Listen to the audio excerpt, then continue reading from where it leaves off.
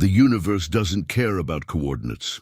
It sends storms, wars, and sometimes brides exactly where they're not supposed to go. Hers landed on a forgotten world, and that mistake changed everything. The transport pod screamed through the atmosphere, a streak of white fire cutting across the rust-colored sky. Inside, Vareen Tal felt the capsule shudder as if it were protesting its own mistake. The screen above her blinked through lines of static before settling on one cruel message. Destination, human mining colony, Kestrel 9. Delivery complete. Her pulse quickened. That couldn't be right. She was supposed to wake on Proxima Prime, married by contract to a bureaucrat who promised shelter and citizenship in exchange for 5 obedient years. A cold arrangement, but better than dying on her war-torn homeworld. Now the pod's hatch hissed open with a sound like a sigh. Steam poured out into hot, gritty air. The sky above her was the color of rust and regret.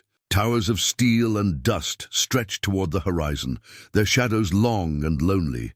Vareen stumbled out, adjusting to gravity and sunlight that felt harsher than she remembered. The ground beneath her boots vibrated faintly from distant machinery, the heartbeat of a world that didn't want her here. "Computer," she croaked, voice still cracked from cryosleep. "Reroute to Proxima Station. Command invalid. Transport complete. Have a productive day." Her translator chip still worked, but the sarcasm in the mechanical tone was probably her imagination. She laughed once, sharp, disbelieving, then winced. "Perfect. Just perfect." A gust of dry wind kicked up the sand, carrying voices from somewhere nearby. She followed the sound past stacks of cargo crates until she found what passed for a settlement.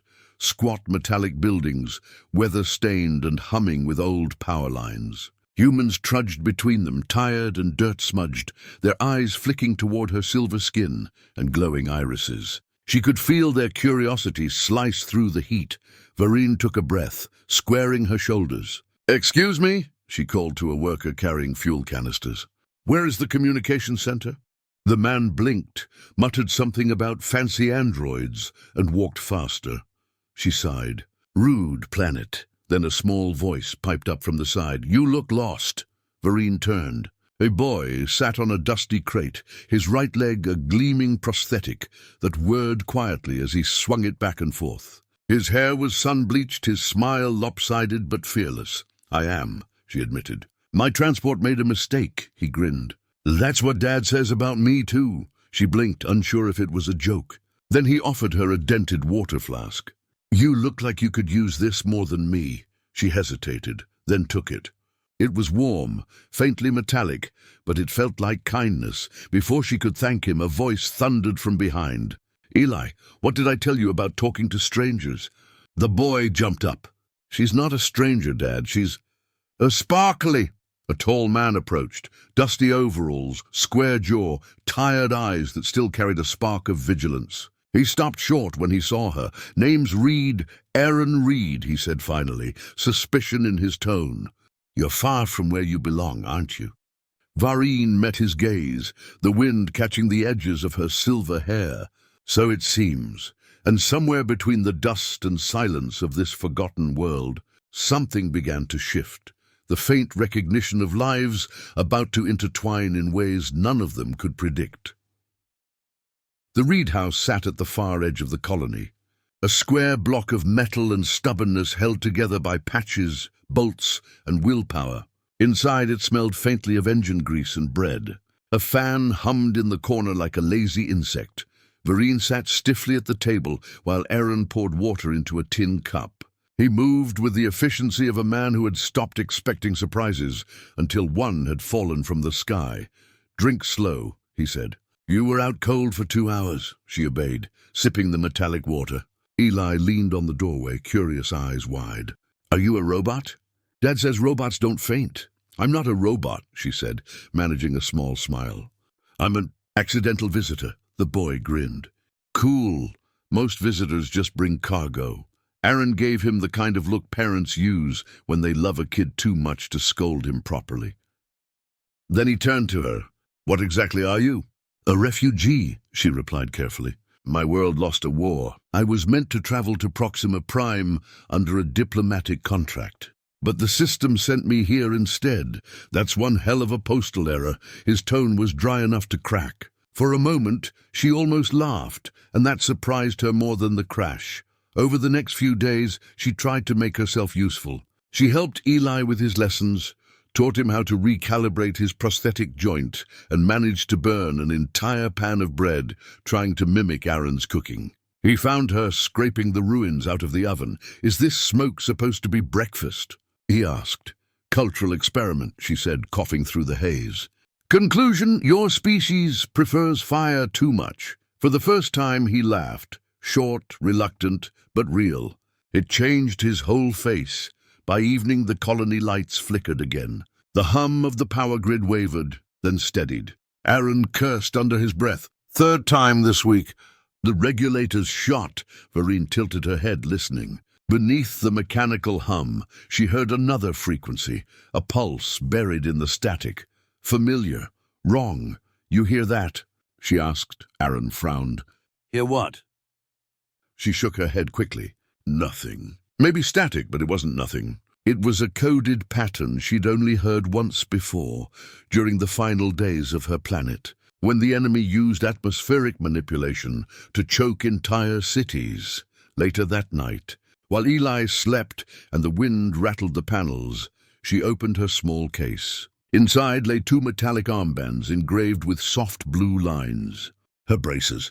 The last surviving prototypes of her people's forbidden technology, capable of creating air or taking it away. She whispered to herself, "You followed me, didn't you?" A flicker of blue light rippled across the braces as if answering. Outside, Aaron adjusted the failing generator and looked up at the strange stars. Inside, an alien woman realized the path she'd fled was still on her trail, and somewhere between them, a boy dreamed of flying. By morning, the sky above Kestrel 9 had changed color. The thin haze that usually hung over the colony had thickened into an uneasy copper fog. The air tasted metallic, like something was bleeding in the sky. Aaron was already outside, knee-deep in machinery, his hands black with lubricant. The generator groaned under his wrench like a stubborn animal. "Regulators losing pressure again," he muttered. "If this keeps up, we'll be breathing soup by noon." Vareen stood beside him, watching the readings flicker. She tried to keep her expression calm, but she knew what those numbers meant. It wasn't a mechanical failure, it was interference. The same pattern she'd felt pulsing through her bracers last night. "Maybe I can help," she offered. Aaron glanced up, squinting against the light. "You any good with Terran machinery?" "Better than I look," he snorted. "That wouldn't be hard." For a moment, she almost forgot the dread twisting in her chest. The way he teased reminded her of something she hadn't known she missed: normal conversation. She crouched beside him and tapped the panel open. Her fingers moved with precision, tracing circuits with instinct. "These regulators weren't built for this climate," she said. "If you reroute the coolant flow through the secondary valve, it'll stabilize the core temperature." Aaron stared at her. "You got all that from one glance?" She met his gaze evenly. "From 2, he laughed quietly, a sound somewhere between surprise and admiration. "All right, space engineer, let's see if your magic works." Together they rewired the system. The air hissed, the readings steadied, and the color in the sky began to lighten. For a heartbeat, everything was calm. Then the siren wailed. Eli burst out of the doorway, wide-eyed. "Dad, the school comnet says the dome pressure's dropping." Aaron's head snapped up. "Get inside," he shouted, but the boy shook his head. "It's real. Ms. Price says they're sealing the classrooms." Vareen felt the shift in the atmosphere, a vacuum forming somewhere east. The pressure readings on the monitor dropped again, sharp and deliberate. Her braces vibrated under her sleeve. Whoever was manipulating the systems wasn't just testing, they were attacking. She turned to Aaron. "I can fix this." "You? You don't even have clearance to access?" Before he could finish, she pulled back her sleeves. The braces unfolded in a shimmer of light, symbols igniting along her skin. Aaron froze, eyes wide. "What the hell is that?" "The only reason any of us are still breathing," she said. Energy surged through the air. The wind stilled, then reversed, drawn toward her as she recalibrated the pressure field. A faint hum spread across the colony, low and resonant, like the planet itself had taken a breath. When the danger passed, she collapsed to one knee, gasping. Aaron caught her before she hit the ground. His voice was low, rough with shock and something else, fear laced with gratitude. "You lied to me." "I had to," she whispered. "Because if you knew what I was, you'd never have let me stay." He didn't answer right away. The silence stretched between them, heavy and uncertain. Then Eli's small hand touched hers. "You fixed the sky," he said softly, and somehow that made it all feel simpler than it really was. The colony didn't sleep that night. The wind outside howled like a warning siren that no one had switched off. Engineers rushed through the corridors, patching cracks, checking oxygen seals, pretending everything was under control. Inside the Reed home, silence was heavier than the heat. Aaron stood by the window, watching the outer dome flicker faintly in the distance. The system lights should have been green. They were orange now. Behind him, Vereen sat at the table, her braces dimmed, the glow along her arms fading to a soft pulse. The silence between them was raw. Finally, Aaron spoke. "You going to tell me what those things really are?" Her eyes lifted slowly. "They're environmental regulators. Or that's what they were meant to be. My people built them to heal worlds destroyed by war. The enemy found another use for them, turning air into a weapon." Aaron frowned. "And you brought that here?" "I didn't mean to. I was escaping with prototypes when the war ended. The transport that brought me here, it was never a mistake. Someone wanted these." He rubbed the back of his neck, trying to make sense of it. "And now whoever that is sabotaging our systems." "Yes," she said quietly. "They're using my own technology against us." From the next room came the faint sound of Eli humming to himself, a small, off-key tune he used to keep nightmares away. The sound cracked something in Aaron's anger. He sat across from her, leaning forward. "All right. You can fix this, right? You said these things were made to heal." Vereen hesitated. "If I connect them directly to the colony core, I can stabilize the atmosphere. But the feedback will fry the circuits, and maybe me. That's not an option. It's the only one." Aaron slammed his hand on the table. "No, you don't get to save us by dying for it." Her lips curved faintly. "You sound like someone who's lost too much already." He met her eyes, and for a moment the walls between them cracked. "You remind me of Sarah," he said quietly. "My wife. She ran into a collapsing mine to pull out her team. She didn't come back." Vereen's voice softened. "She sounds like someone who believed life is worth saving." "She did," he said. "And I'm not losing another one." Before either could say more, the colony alarm blared again, sharp, urgent, real. Aaron grabbed his jacket, and Vereen was already at the door. The comm line sputtered to life. "Section 5, breach. Pressure collapsing. School dome compromised." Eli's school. Aaron's breath caught. He didn't wait for orders. Neither did she. They ran. The streets were chaos, people shouting, alarms screaming, oxygen hissing through invisible cracks. The dome shimmered like a dying flame. Through the smoke, Aaron could see small figures inside the school, teachers herding children toward the inner corridor. Vereen stopped at the entrance, eyes blazing blue. "Get them out," she said. "I'll hold the atmosphere." Aaron grabbed her wrist. "You can't." "I can," she said. "But I need you to believe in me." He hesitated only a second, then nodded. "Don't make me regret it," she smiled faintly.